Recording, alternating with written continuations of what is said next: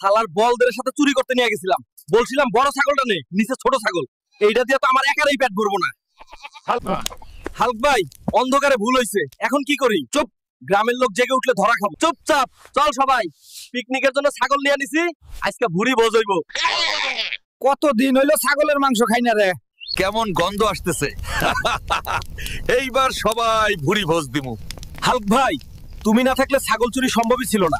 ঠিক আছে, এইটাও ভুনা করলে 4 জনের ভাগে চলবে।